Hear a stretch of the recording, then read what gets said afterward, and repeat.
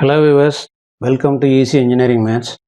போன வீடியோவில் Transforms and Partial Differential Equationsல ஒரு யூனிட்டான Z Transforms and Difference Equations அதில் எது இம்பார்ட்டன்ட் டாபிக், அப்புறம் இன்வர்ஸ் Z Transform என்ன ஃபார்முலா யூஸ் பண்ண போகிறோம் அப்படிங்கிற பற்றி பார்த்துருந்தேன்.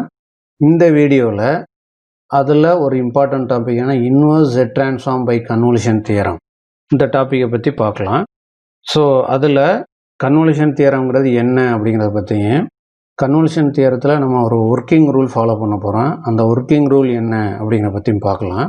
ஸோ கன்வல்யூஷன் தியரத்தோட ஸ்டேட்மெண்ட் என்னென்னா, if z of f of n equal to f of z and z of g of n equal to g of z, then z inverse of f of z into g of z is equal to z inverse of f of z convolution z inverse of g of z.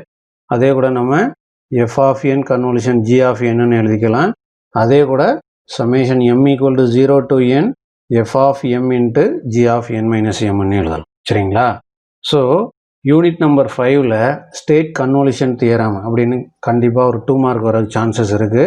அப்படி வரும்போது நீங்கள் இதை எழுதுனீங்கன்னா உங்களுக்கு ஒரு 2 mark ஈஸியாக வாங்கிடும். சரிங்களா? இப்போ inverse transform by convolution theorem problem வரும்போது ஒரு 4 ஒர்க்கிங் ரூல் இருக்குது. அந்த ரூலை நீங்கள் ஈஸியாக ஞாபகம் வச்சுருந்தீங்கன்னா இந்த inverse transform by convolution theorem ப்ராப்ளத்தை பற்றி நீங்கள் கவலையப்பட தேவையில்லை. சரிங்களா? அந்த ஒர்க்கிங் ரூல் என்னங்கிறத இப்போ பார்க்கலாம். So working rule to find inverse transform by convolution theorem, step number 1ங்கிறது என்னென்னா, write the given function as a product of 2 functions and consider it as capital F of Z and capital G of Z.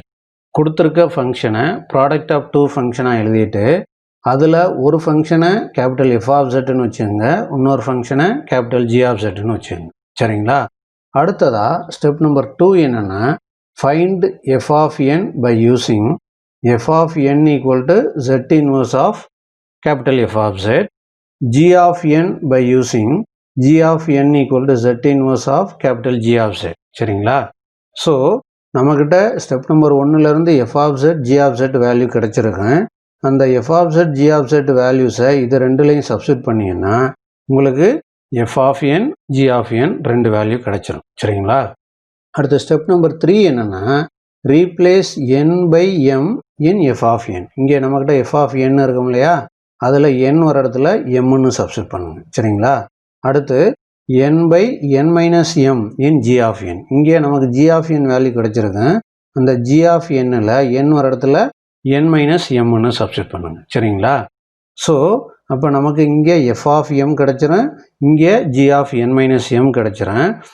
So step number 4, by convolution theorem z inverse of f of z into g of z is equal to f of n convolution g of n, that is equal to summation m equal to 0 to n f of m into g of n minus m. இங்கே நமக்கு f of z value இங்கே கிடச்சிருங்க, அதை கொண்டு வந்து இங்கே substitute பண்ணுங்கள். Capital G of z value கிடச்சிருக்கும், அதை இங்கே சப்ஸ்டிட் பண்ணுங்கள். அடுத்து f of m வேல்யூ இங்கே கிடச்சிருக்கும், அதை இங்கே சப்ஸ்டிட் பண்ணுங்கள். g of n minus m value இங்கே கிடச்சிருக்கும், அதை இங்கே வந்து சப்ஸ்டிட் பண்ணிவிட்டு சிம்பிளை பண்ணிங்கன்னா உங்களுக்கு தேவையான ஆன்சர் கிடச்சிரும். சரிங்களா? ஸோ நீங்கள் இந்த இடத்த சிம்பிளிஃபை பண்ணும்போது அது வந்து கண்டிப்பாக உங்களுக்கு இந்த ஃபார்மில் தான் வரும். சரிங்களா?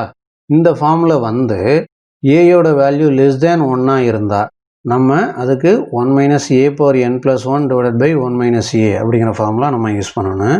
சப்போஸ் ஏயோட வேல்யூ 1 விட அதிகமாக இருந்தால் அதுக்கு நம்ம a power n + 1 minus 1 by a minus 1 அப்படிங்கிற ஃபார்முலா நம்ம யூஸ் பண்ணணும். சரிங்களா? தேங்க்யூ.